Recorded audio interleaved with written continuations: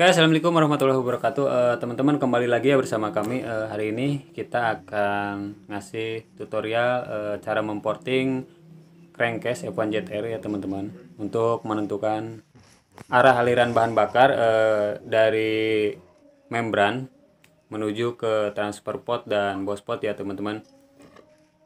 Nah, di sini ada satu set crankcase kiri kanan ya teman-teman.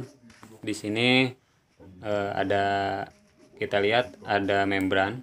Nah, bisa kita lihat sini, kita pasang dulu sini ya seperti ini. Nah, ini nanti kita setel lagi ya posisi platnya. Nah, di sini ada yang ganjal di sini ya teman-teman. Di sini nanti kita porting dan diarahkan menuju transfer pot ya teman-teman. Terus nanti blok pistonnya nanti kita porting juga. Kita coba dulu dengan crankcase nya teman-teman. Kita pasang dulu. Nah, seperti ini. Nah, ini arahan dari lubang membran dari sini. Nah, ini ke atas ya teman-teman. Nah, kita akan rubah menuju ke lubang transfer. Nah, yang melengkung tadi nanti kita luruskan ke arah bawah ya, ke bagian transfer. Cara seperti ini sebenarnya udah banyak dilakukan oleh mekanik-mekanik lainnya, oleh tukang porting lain yang korek harian ataupun balap. Banyak yang dirubah seperti itu. Dan untuk tiang ini nanti kita potong juga ya. Untuk lebih jelasnya jangan di skip ya, biar tahu.